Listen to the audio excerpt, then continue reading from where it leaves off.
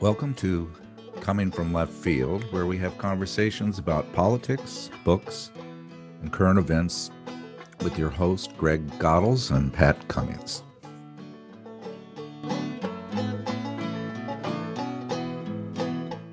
Gore Vidal once said, "We're the United States of amnesia. We learn nothing because we remember nothing."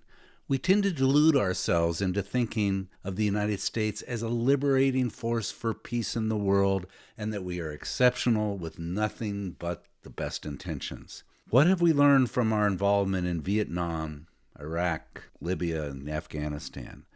As our guest today suggests, we must not let these memories slowly fade away, with the amnesia paving the road for a new military debacle and hegemonic dominance. Let's discuss. Well, warm greetings. Greg and I are excited to have our guest today. Vijay Prashad is an American-based Marxist historian living in Chile I right now, but I guess you're a world traveler and you've written over 20 books, and you're co-founder of the Tri-Continental Institute for Social Research, editor of books. Recently wrote a book with my good friend Noam Chomsky, and I would love to chat with you about this. Vijay, welcome to our show. I've been following you and reading. I literally read 3 or 4 of your books in preparation for this, and you are one of my new go-to historians. You're quite prolific, and so far I don't necessarily disagree with you very much. So that's good. Welcome.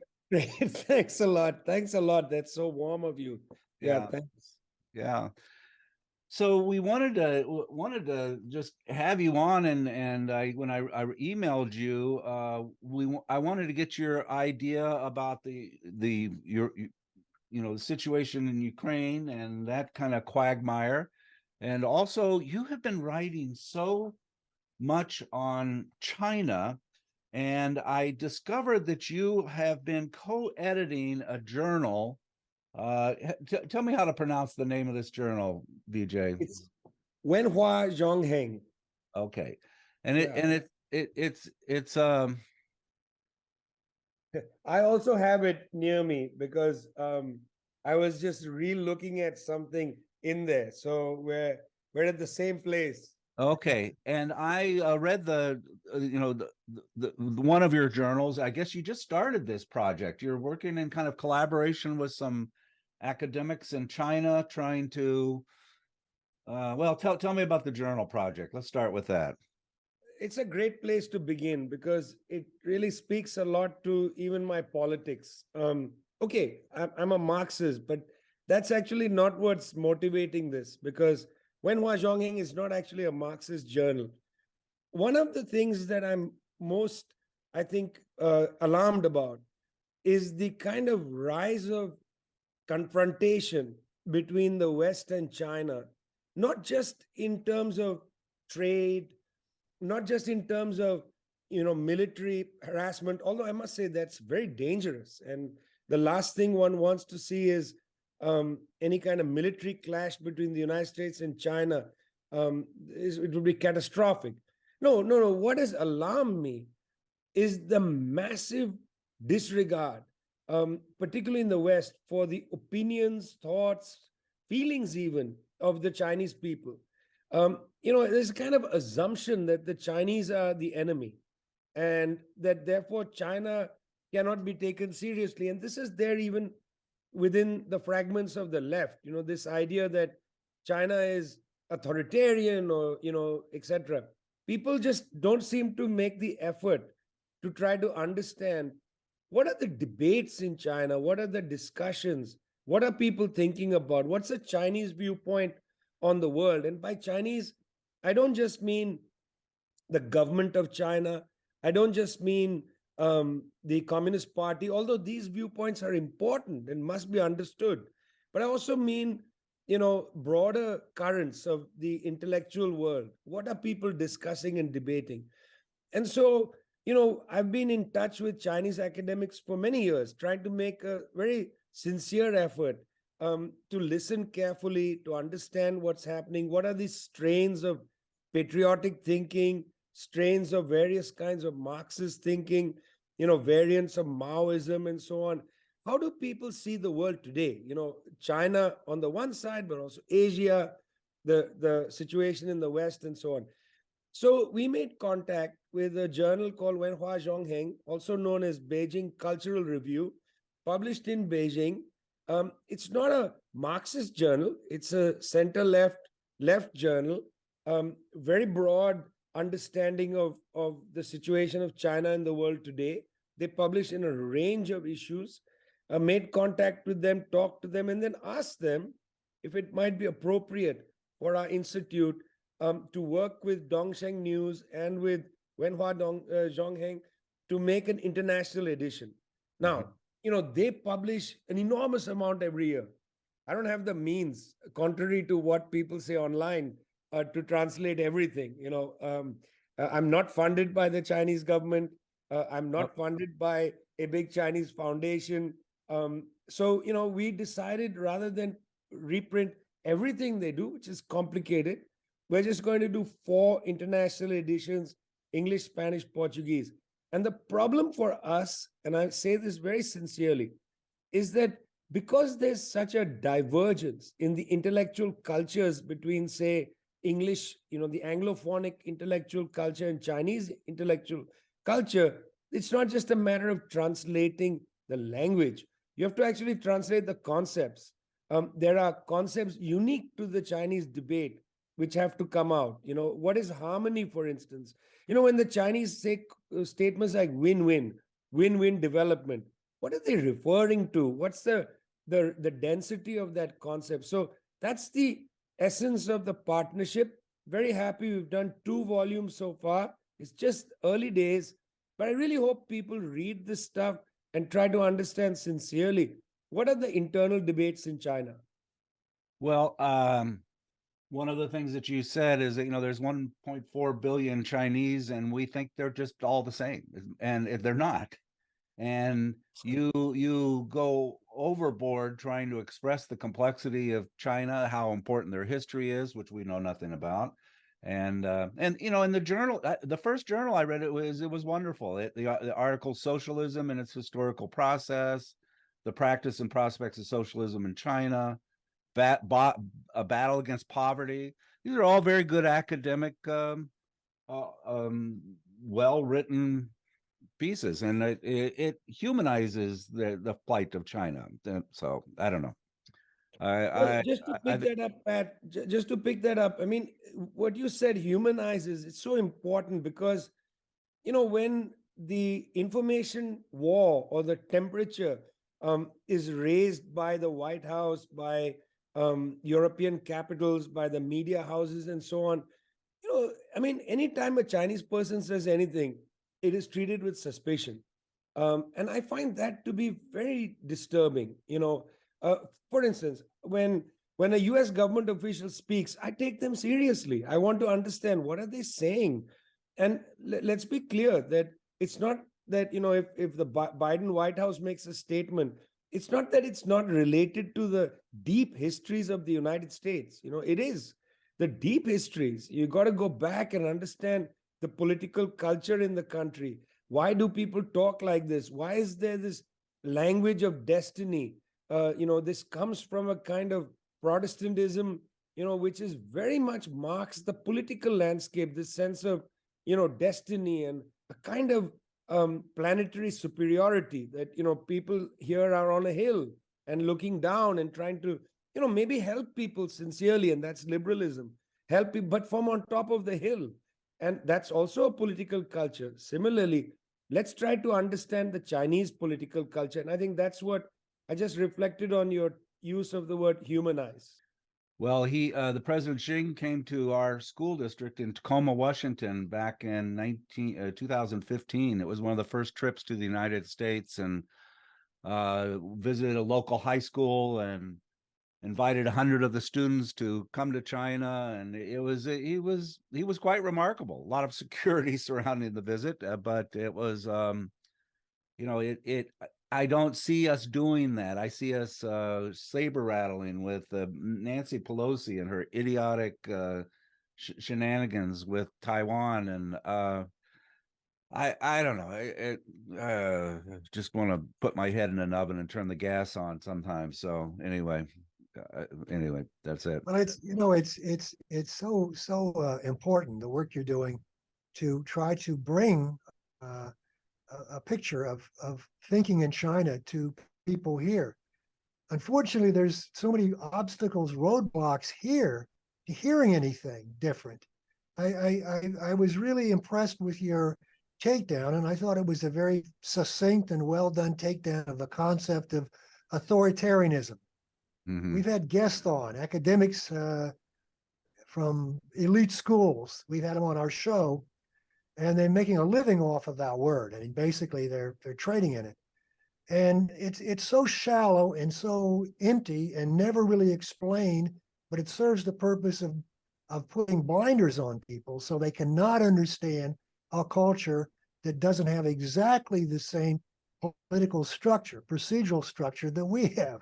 They can't understand it. And I think back to the term totalitarianism, which was also invented during the Cold War in a similar fashion, so they could put together Nazism and communism. That's the whole sole purpose of it. I mean, it picked up on Hannah Arendt and ran with it.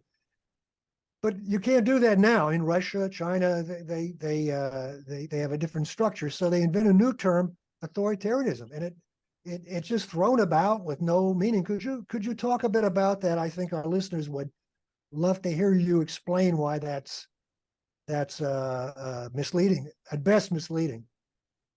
Well, it's interesting because let's introduce the concept humility into this discussion.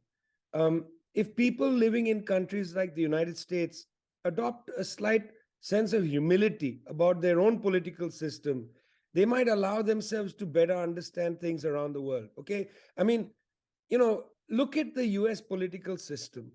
It is saturated, with money, saturated with money. Money defines the political system. It's difficult for a third party candidate to get on the ballot, let alone raise the money. There used to be a problem, a deep problem of institutionalized racism at the polling place. Well, the US government 1965 passed an act, Voting Rights Act.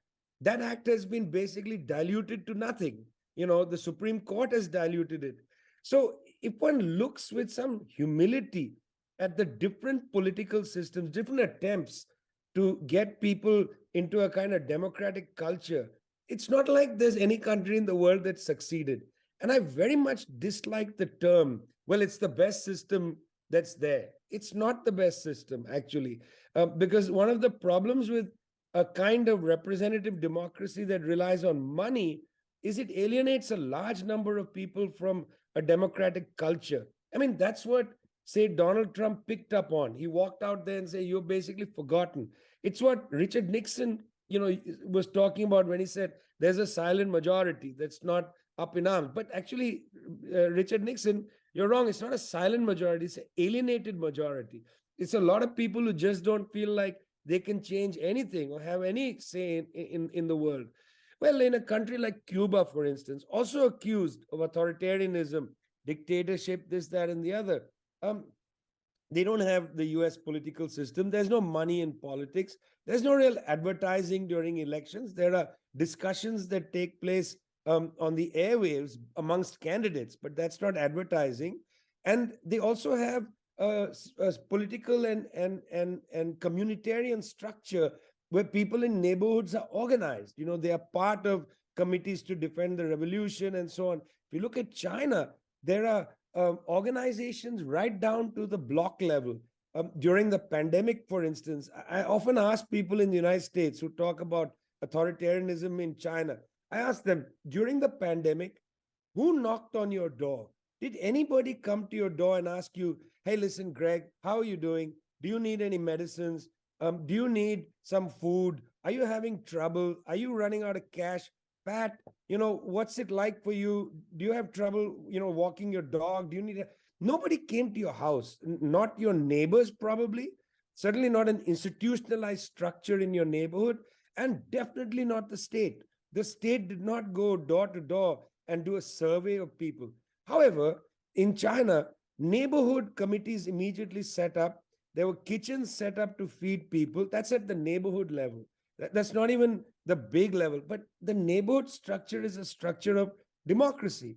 It plays a role in the democratic culture. A lot of protests against the government took place at the neighborhood level. These are organized groups.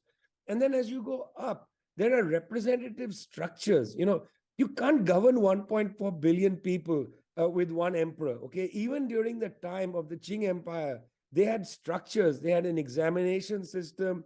They created a bureaucracy and so on. There's a trivial way in which people understand political systems today. And I use the word trivial really, really deliberately. I don't use it in a elitist way that I'm making light of people's understanding, but I also think that we should reflect on how there's a lack of density of understanding that political systems are complicated, and in China, much more complicated than anywhere else. There are layer and layer of institutional formations which are quote unquote elected. Why do I say quote unquote? Because it may not look like an election to somebody in the United States. There's no money involved, no advertising. You don't have the problem of billionaires controlling everything. Okay, you just don't have that. You also have the structures outside, the representative government. You have organizations of workers, organizations of peasants. They play a role in society. I just want people to have a little humility in this conversation. Throwing rocks at other countries which have on them emblazoned the word authoritarianism, it doesn't help you understand how the world works. It might make you feel better about yourself. It might make it easier for you to justify sending your sons and daughters to war against people, but it certainly doesn't help you to understand the word. And when you open the envelope, you can see the word Iraq. Okay, it's a great word to look at when we discuss this problem. Or we can look at the word Libya. Both places where the United States was super confident. These are authoritarian governments, and the prophylaxis for that, the antidote for that is US bombing. Look at the mess the United States has made in particularly Libya. Look at the mess. You wanted to sort out authoritarianism, you have created gangsterism there. Yeah, what's the color on the Libyan flag? It's the everybody has you look at these countries who had these great impact about, and we're ignorant about the country. We don't know what we're there. We just know that we're good, they're bad, and so forth. I mentioned some of the folks we've had on who favor that term authoritarianism, and I find it interesting. They never bring up polls. They never bring up, and there are international polls taken all the time about credibility in government, confidence in government, support for your government, and so on. And interestingly, the authoritarian country, China, always turns out number one. That is, the people have the most confidence, trust, and they believe the most in their government. How do you reconcile a pejorative epithet like authoritarianism with that fact? I can't make no sense of it, but I've never seen any quote unquote academic who builds a case around authoritarianism ever appeal to those polls. Well, one of the things, Greg, is people who, perhaps political scientists who look at this stuff, don't engage enough with culture. Culture plays a role. Again, let's start with the United States and then work our way to China rather than the other way around. In the United States, there is a cultural tendency of, don't tread on my land, don't tread on me. After all, this idea that, I'm an individual and I must do whatever I want to do. Even if I don't have the money to do it, I don't want you to interfere with me. Government must not interfere with me. It's a very strong strain of US culture, this idea of antipathy against the government. The government mustn't interfere. I don't want to pay tax, whatever it is. Whether it's the very elites for whom I don't want to pay tax is convenient in this anti-governmental thing, all the way to the most poor working class communities where there's a feeling that government interference is going to ruin our lives. This attitude is there right through. And it therefore marks the political culture. You get, say, a weird situation where people run for office, but they are against the government. I mean, you're going to become the senator, but you're against Washington. Makes no sense, but well, that's where we are, right? China is different. There's a long culture of understanding the importance of the state. Despite the fact that there was terrible chaos, and perhaps actually I want to reverse myself, and that feeling of stability in the state was doubled down because of the long chaotic war that the Chinese suffered from 1937 when the Japanese invaded the Marco Polo Bridge up to 1949. They had the longest Second World War of all people on the planet. It starts 2 years before Europe and ends 4 years later. But in fact, the Chinese, sense of the state was not broken by that period of chaos. It was reinforced, the importance of stability. When you talk to people in China, they will tell you that they don't have any problem with the existence of a state. They are in fact happy that there's a stable government. All the polls that come out, including Harvard's poll, which suggested great confidence in the Communist Party, that's not just confidence in communism, okay? We shouldn't exaggerate that. It's not confidence in Marxism or anything. It's confidence in the stability of the form of state they have and the fact that they've been able to bring to the surface a leadership. And I don't just mean Hu Jintao, Xi Jinping, Deng Xiaoping. I mean the entire swath of, of maybe 1 or 2 million people who run the state in China. There's confidence that they are some of the most bright people in the country, hardworking, dedicated, and so on. The level of dedication is so high that when the poverty eradication campaign started, the party asked, its members to go out there into rural areas in particular to help lift people out of poverty. And millions of cadres volunteered, and thousands of them died in this poverty eradication. This was not it's not like they didn't pay a price for this.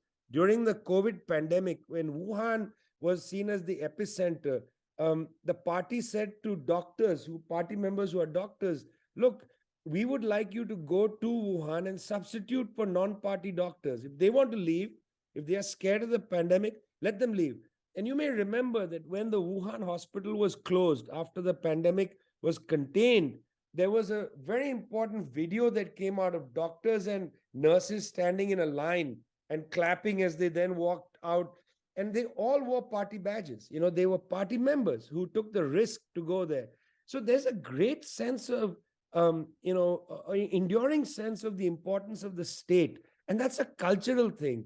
So people who don't look at culture, and how I started with the United States, I'm not pejorative. It's nothing. I'm not making a negative statement. It merely is a fact that in the United States, there is this long feeling. Perhaps it had to do with the nature of the migrants who came from England and Scotland and Ireland and so on. This feeling like, we don't want the tyrannical British monarch to govern us. But this idea grew in the United States, anti-state idea.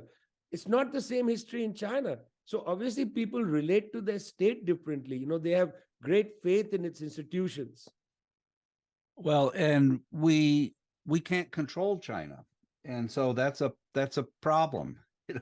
And my problem is when I talk to my friends and I try to have them have a different perspective about China and to a certain extent Russia, is just everything that you say. It's a pat answer. Like you'll say, well, they what about TikTok? They're trying to control all of our kids and get and use that to infiltrate social media. Well, I don't know.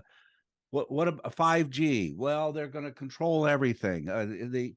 It's always that they are this menace that is bent on destroying us and being our enemy, rather than celebrating some of the things that they've done. The lifting of poverty is probably the single biggest social improvement the world has ever seen in a short period of time. Period. And the education improvements and the climate change and all these things that they do well is never viewed as anything good. It's always viewed as somehow reverting to a threat to us. And that's just a theme that's throughout. I don't know how to get around it. I just don't. So Well, you started in a very good place, Pat, and I want to come back to where you started. But I first say, a US journalist once said that, when you report on North Korea, you can say anything. You don't have to confirm anything. You can say the leader is dead. You can say that, they drink vodka in the morning and then go out. You can say whatever you want. Nobody ever confirms anything, because you can throw any aspersion against the North Koreans. I thought that was an interesting revelation from a US journalist several years ago. It's become like that about China. You can say whatever you want. Nobody really confirms or denies. The New York Times once did a story about quote unquote influencers. By the way, I was quite happy to be photographed for that story. They took a shot from some webinar I did with Li Jingjing and put that in the Sunday newspaper or whatever. But they were complaining about Westerners who live in China, who are basically, they claim, weaponized to tell lies about China. So I looked at the accounts of some of these people. What do? These are sincere people, okay? These are not quote unquote useful idiots. They go to some town, temple town, they talk about what they've seen. There's a temple from, the year 400, looks in pretty good shape. Then they go and eat somewhere. They say the food is yummy. The trains are amazing. I mean, how is this weaponized propaganda? These are some young kids making videos about their experiences as they live in China. It's hardly weird, or there's like billions of young people online who go to Italy, make the same sort of videos, who live in England, same sort of videos. It's commonplace. You have now a family connection to Colombia. If I go online, I bet you I will find 5 US, kids who live in Colombia who send videos online somewhere. I had a great time yesterday. Went to Medellin, looking for Pablo Escobar, whatever, silly, jokey, fine. But somehow it's sinister when it's China. You see, that sense of sinister is incredible. I was recently over 3.5 weeks in China. I made a comment on Twitter. I said that, I haven't seen any homeless people in Shanghai. Okay, it's a comment, okay? Maybe there are 100 homeless people there. Maybe there are none. Maybe I said it because I was actually pretty astounded that I didn't see homeless encampments. I saw poor people. It's not that there were not poor people. There are very much income differentiation in China, very much income difference, and it has increased, since the 1970s. But I can tell you, I didn't see any homeless people. That's what I saw. I didn't see any homeless people. Also, I rode on the train from Shanghai to Beijing, 325 kilometers an hour. Amazing train. Gets there super fast. The Acela, maximum speed, 150 kilometers an hour. Now, these are factual observations. You want a better train system? Make a better train system. The Chinese happen to have made one. Now, why is it sinister to say that? And that's what I'm interested in. Why does this become sinister? Why are, for instance, journalists interested, US journalists, interested to say, people like myself who say something like, hey, look, they have a really good train system. Why is that somehow something inappropriate? Why must they impugn my reputation and say, oh, he's paid to say that? Well, when I went to to Iraq and said I saw XYZ, nobody was paying me to say that. I was working as a reporter, so I guess I was being paid to say that. Sorry, but I wasn't being paid to say that. If anything, I should have taken a job with CNN and be paid to say everything looks great here. That's embedded paid journalism. I wasn't paid to say the things that I was seeing there, nor in China. These are observations. You don't agree with me that the train runs at 325 kilometers an hour? Show me that it doesn't, and show me that a train, along the Atlantic corridor, the Acela, runs faster. These are two factual statements. 325 kilometers an hour 150 kilometers an hour. There's homeless people in Santa Monica. In fact, I once arrived in Seattle, landed at SeaTac Airport, and then drove into Seattle. And there's a hillside on my right, I remember. And it was almost jam-packed with tents, people staying rough there because the housing prices in Seattle gone crazy. I didn't see that in Shanghai. Now, prove me wrong. Tell me that, well, you didn't go to this place and that place and so on. So there's a way in which anything good in China is sinister. And I find that to be rather disturbing. I have a 10-year-old grandson, and he has quite a fixation with his iPad and iPhone, and sometimes he is just lost in that rather than engaging with other people. And I guess he's just a typical of a lot of kids his age. But China has that situation where at a certain point in time, they're limiting the amount of time that kids can be on the internet. And the Chinese parents think this is great. They like it. They're supportive of it. How is that pictured? Of Big Brother, George Orwell controlling everybody.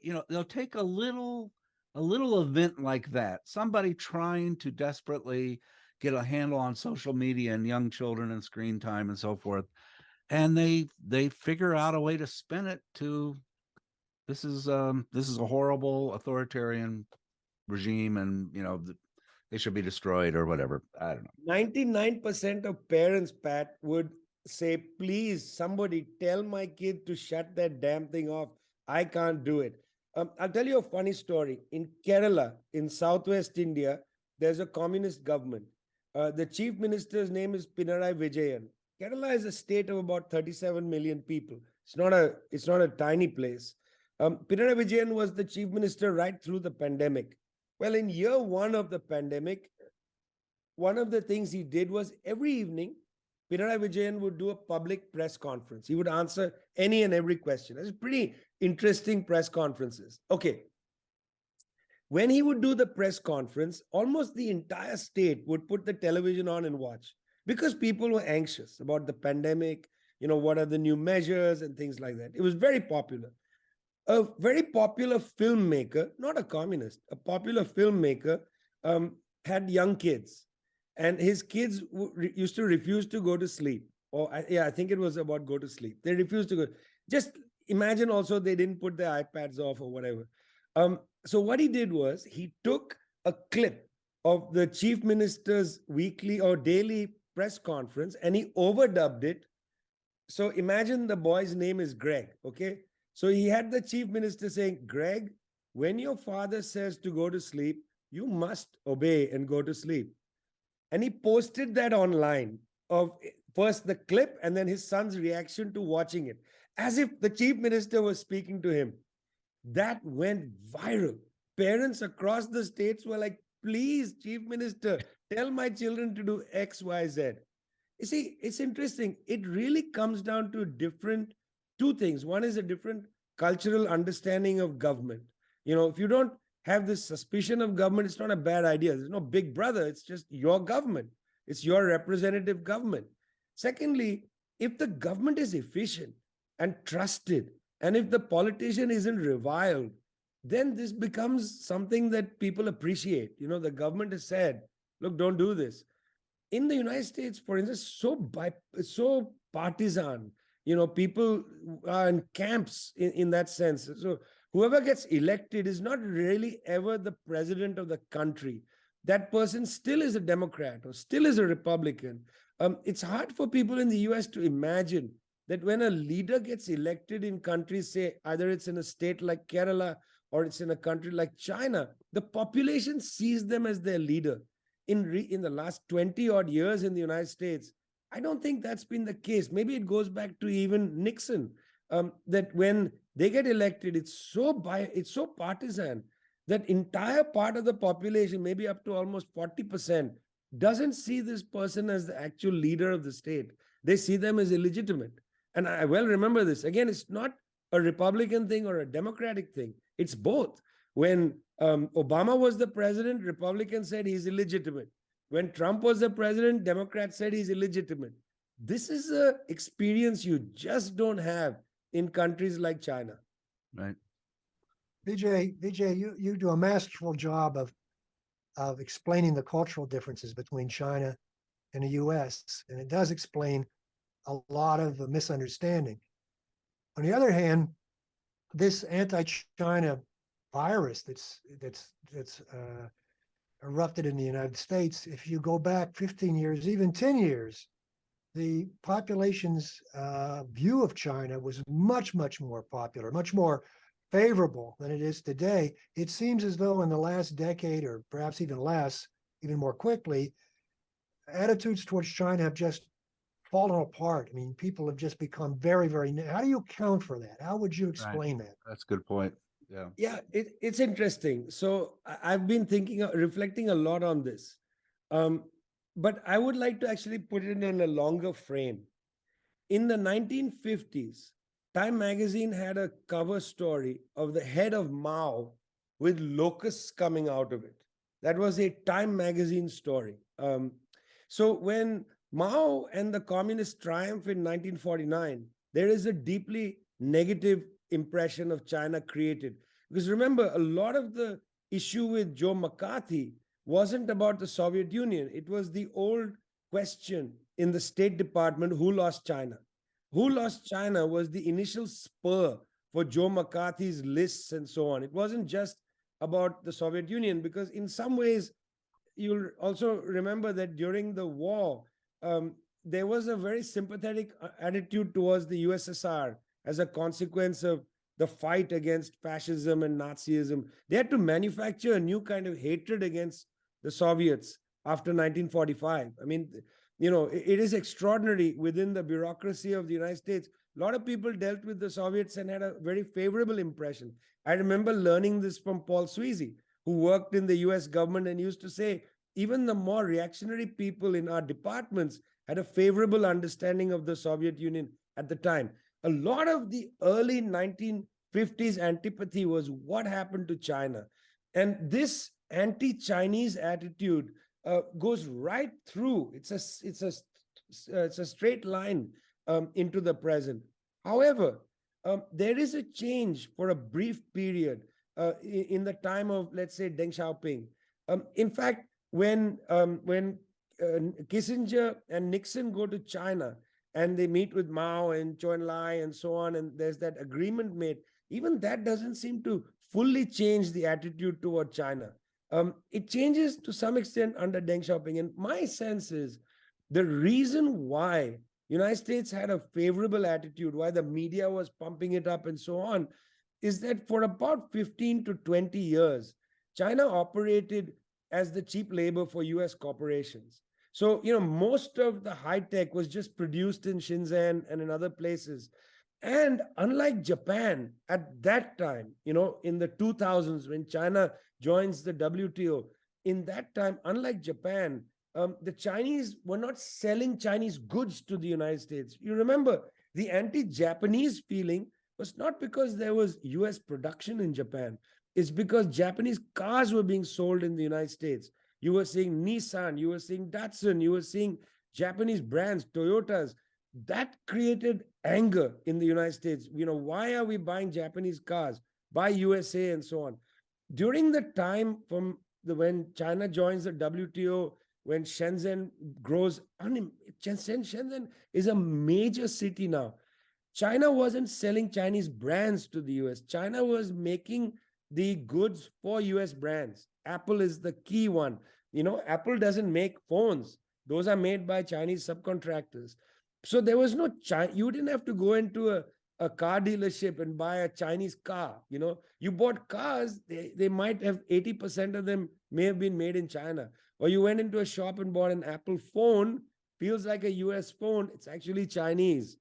And this changes, in a sense, when the Chinese start to displace US corporations and their own products start to sell in the world. Huawei's emergence is a direct existential challenge to Silicon Valley. And the antipathy then, you get an anti-Japanese style antipathy that develops around Huawei. You remember that it was under Obama and then Trump that we got this immense attack on Huawei.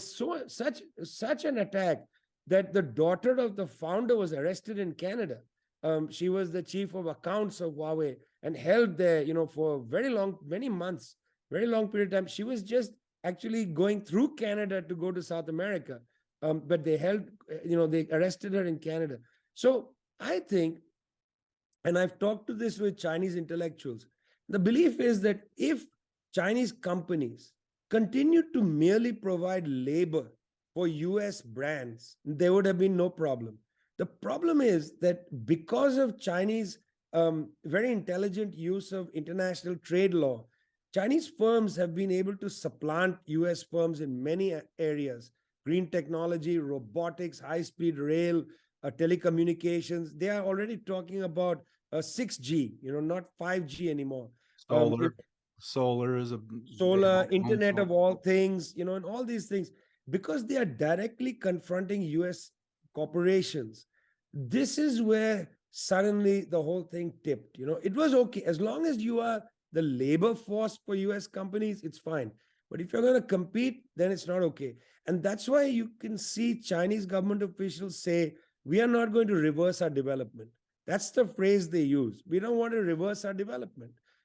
Because you feel threatened by our rise, we are not going to stop rising. And I think that, to me, I don't know if that's the full answer to this, but it helps me understand a lot about the anxiety. It helps me also understand why Tim Cook of Apple, that's a company whose employees are largely liberal, okay? They're all based in California. Tim Cook himself is not like a Republican or anything. During Trump's trade war, Cook went to see Trump. I thought that was interesting. What is Cook from Apple? I mean, Apple's products are made in China. The trade war was going to hurt Apple. Tim Cook told Trump, hey, listen, go ahead with the trade war. It's good for us. We might take a hit now, but we have a long-term benefit. We'll take the short-term pain, but the long-term gain is worth it. And he only complained about the fact that Trump's trade war was benefiting Samsung. And he wanted to complain about that. But even the liberals, as it were, of the capitalist elite, were quite happy for a full-scale trade war against China. So this wasn't some sort of protectionist, John Birch society stuff. This was straightforward class warfare on an international scale. Yeah. Greg wrote an article in MLToday about how you were kind of denigrated by the left because of your relationship with China. Nobody can have good intentions with this. If you're saying something good about China, it must mean that somehow you're compromised, or and that just frustrates the heck out of me. I don't know. Greg, what do you think? You wrote the article on it. What's your thoughts about this? Vijay is a sheep puppet. He's a puppet of the Chinese regime. Yeah, how much money do you get, by the way? Do they put it in bags and deliver it? Moscow gold. You get Moscow gold, but from China. Yeah. Back to your point about the changes. I listened carefully, and I found that to be a very sound political economic explanation of these changes. And even the last week, Wall Street Journal had a couple of articles, one about siloing. I don't know if you're familiar with the term, but a lot of US corporations now are breaking in two. So their Chinese group is a separate corporation. They're kind of preparing for this war to expand, and they keep their US group independent of that. And then there's a story on Sequoia Capital, which details, it's an account that details the pressure put upon this venture capital firm who got massive amounts of money to invest in China to get out. And they use national security as the excuse to put the pressure on Sequoia Capital. So they had raised almost $10 billion. And then that alarmed the US government, and they put the strong arm on them. So it does seem that there's been a turn, and it's been a turn around this political economic issue of China arising, China's economy arising. Is that fair? Is it fair to characterize it that way? I mean, look, frankly, whether we talk about decoupling or siloing or any of these mechanisms to split the world economy into, let's say, a Western section and a Eurasian or Asian section, it's not going to work. This is an illusion. Let's take a couple of examples of how this is not going to work. Firstly, Japan, a G7 country, very close ally of the United States, large parts of it basically an aircraft carrier for the US. Japan cannot, for instance, break with either China or Russia. I mean, you would have thought Japan would have stopped buying energy from Russia. It signed the G7 statement. It has accepted the G7 sanctions, but they can't. The reason they can't is they rely on Sakhalin. Sorry. They rely on Sakhalin Island oil and natural gas. In fact, Japan is a big investor in Sakhalin too. They can't cut off. If Japan was to cut off from China right now, it would be catastrophic for the Japanese economy. Taiwan has been begging the United States to downgrade the rhetoric because their chip manufacturing is going downhill. Their economy is in a serious problem. Most Asian countries joined the RCEP trade agreement with China. A country like India, which doesn't have major trade with China, still doesn't want to see any kind of escalation into direct military confrontation, even though they are participating one way or the other. Australia's largest trading partner is China. They can't cut off from China, even though they are joining the United States to escalate, even expanding the Darwin Air Base to bring in nuclear bombers and so on. But they are totally reliant on the Chinese economy. So there is no path forward for decoupling or siloing for most of the world. Even for US companies, this is just a good demonstration of how decoupling cannot happen. They're going to pretend that they've decoupled. Siloing is a Potemkin village. You're not really going to silo. And by the way, US and other multinationals have done this for years. You'll register other companies that continue to do business. Why do we need to look at it in this way? Let's go back to the Soviet Union. Arm and Hammer was a major investor in the USSR at a time when the United States was fighting against the USSR. I'm talking about now the 1920s, when the white armies were attacking 1930s and so on. There were US corporations and business people that were dealing with the Soviets right through.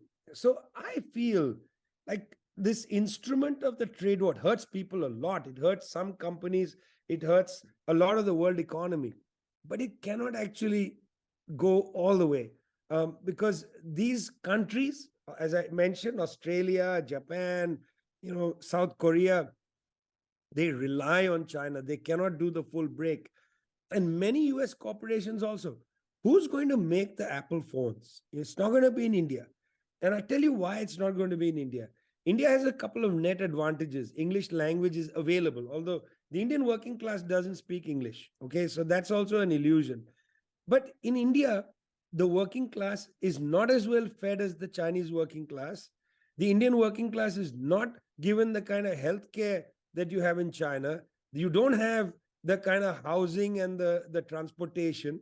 So the Indian working class is prone to getting sick, cannot concentrate for an 8-hour day, often has to go home because somebody is falling ill, has problems in the house because there's no water, they don't have electricity, children are delayed to school and so on.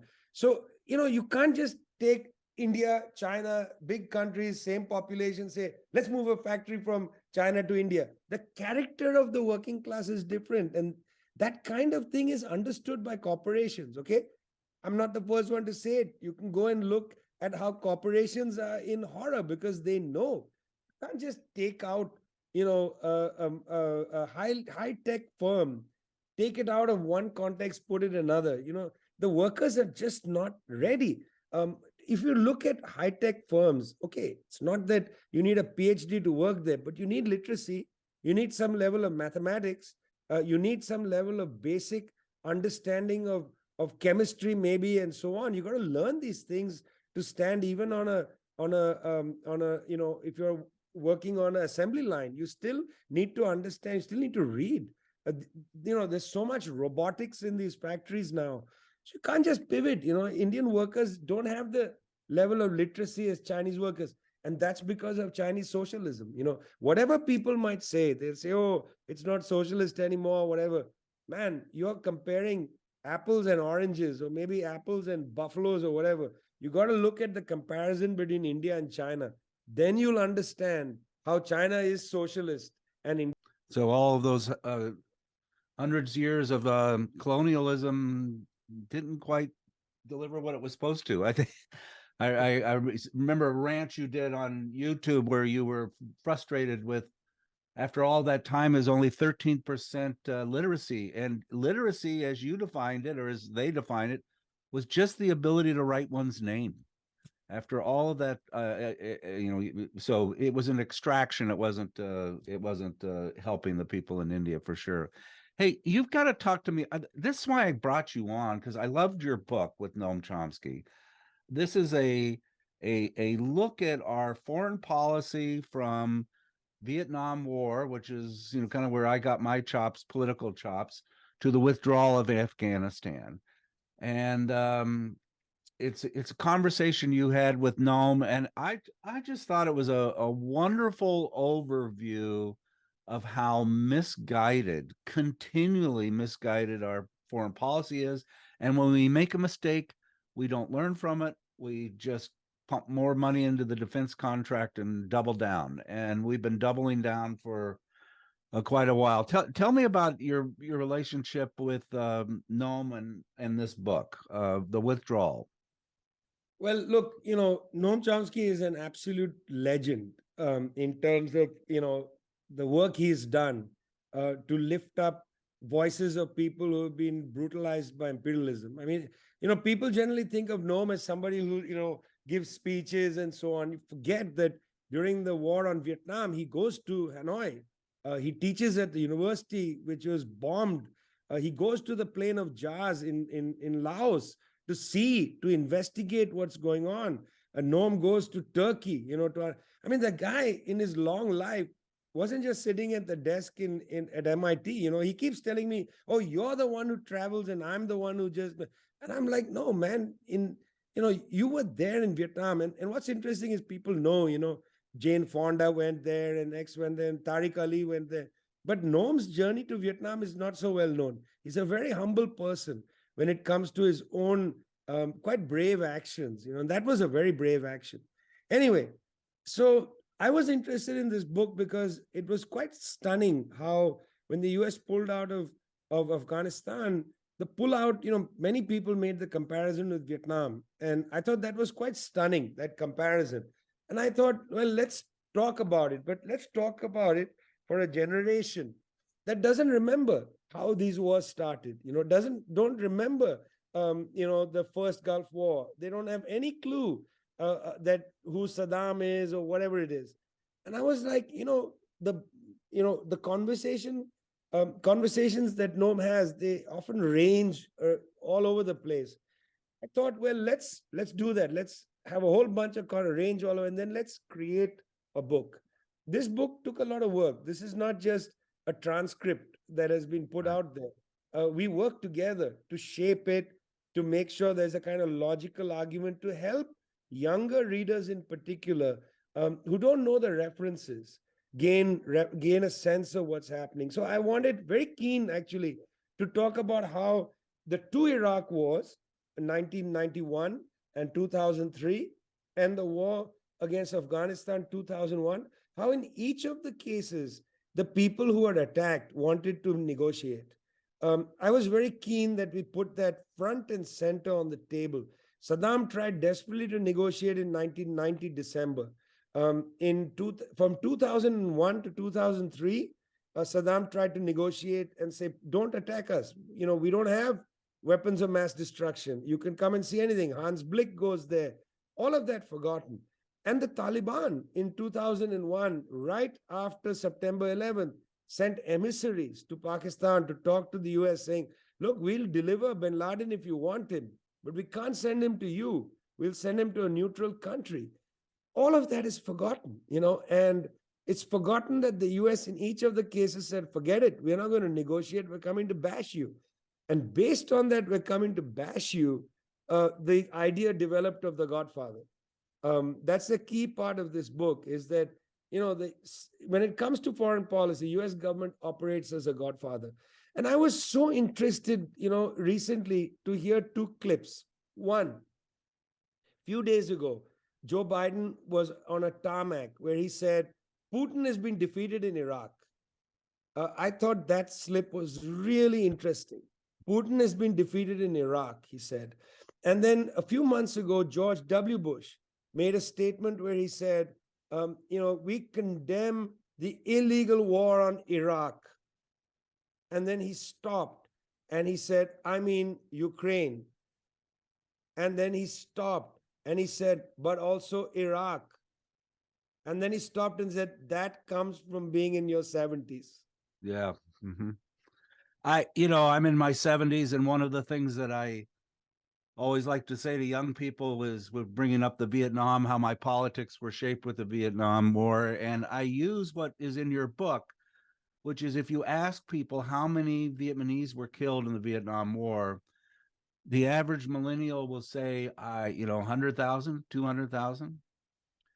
It is 2 to 4 million, and that's compared to 50,000 of our troops. We have no conceptual understanding of what the impact these conflicts have on the rest of the world. And part of that is in the conclusion of your book, where you're talking about withdrawing from Afghanistan. The last thing we did, our last military intervention, was blowing up a car with 10 people, of which there were 7 children, which took us 2 weeks to admit that we made a mistake. We blamed it on them. They were terrorists. And the whole situation that Afghanistan's worse now than it's ever been, that half of all the drone strikes were civilian targets, where civilians were killed. These things are just, amnesia. It's just gone. What's the next thing? Okay, oh no, now let's go get Putin. I don't know. That's what I think the book deserves attention, because it just so clearly reminds you how our foreign policies are problematic. And I can't believe the rest of the world isn't more pissed off at us than they are. I don't know. What do you It's pretty think? pissed off. I mean, if we're honest, Pat, people are pretty pissed off at the US government. I mean, it's a reason why on the Ukraine war, it's a reason why so many governments around the world are simply not getting in line. Firstly, the contradictions no longer, favor backing the West 100%. Again, the other day, Biden said, most of the world is with the United States. And he said about 40 countries. But Joe, there are 193 countries in the world. 40 countries don't constitute most of the world. The only example he gave was Japan. Doesn't constitute most of the world. Most of the world actually is against NATO's conflict in Europe and in the South China Sea, including India, big ally of the US, very much against these conflicts. The Indian foreign minister was recently asked about India joining NATO plus, and he said, no, we don't accept the NATO template. We just don't accept the NATO template. We don't want to be in a grouping like that. So, what can one say? You pull your hair out at one level, right? I mean, on the other hand, and I mean, I would like to emphasize this, there is a growing section of people in Western countries, not just in the United States, but even in parts of Europe and so on, where there is a sort of frustration with this kind of permanent war complex. There's a frustration. And I would say this, and we don't need to get into it in too much detail, but, the Ukraine war has accelerated a lot of changes in the world. People look at the Ukraine war merely about the war itself. I look at that conflict for its global ramifications more than for the war itself. I don't know much about contemporary Russia. I know a lot about the Soviet Union. I don't follow Russia much. I don't know much about many Eastern European countries. But What I do know is that that war is accelerating a lot of changes. It's strengthening the hands of the BRICS. The BRICS will meet in South Africa in August. Let's see what comes of it. Countries with very different political leaderships, India, Brazil, right-wing India, left, center-left, Brazil, these countries are coming together on a common platform. We are calling it in our institute the new non-alignment. I'm not sure exactly where this will go, but certainly there is a kind of accelerated change taking place around the politics of the planet. But again, I don't know where it will go, but it really is interesting. Yeah. Well, I highly recommend this book, and it's and the introduction is by what's her name? Angela Davis. And we had Norm Finkelstein on last week, and all three of us, Greg, me, and Norm, all raised our hand that we had Angela Davis posters in our dorm rooms when we were in the 60s. So Bravo. there you go. So any final thoughts, Greg? No, I enjoyed this immensely, and it was quite educational. I just I salute the work you're doing. You really you touch all bases, and you influence so many people. Just please keep it up. We hope maybe we'll have you on again. Yeah. Yes, I was going to say, let's do this again. Yeah. And I'll link to your journal. That journal, I would recommend anybody putting that on their radar, and a couple of your books, and there you go. This was a great conversation. Thank you so much. Thanks a lot. Take care of yourselves. Thank you. Bye-bye. Bye.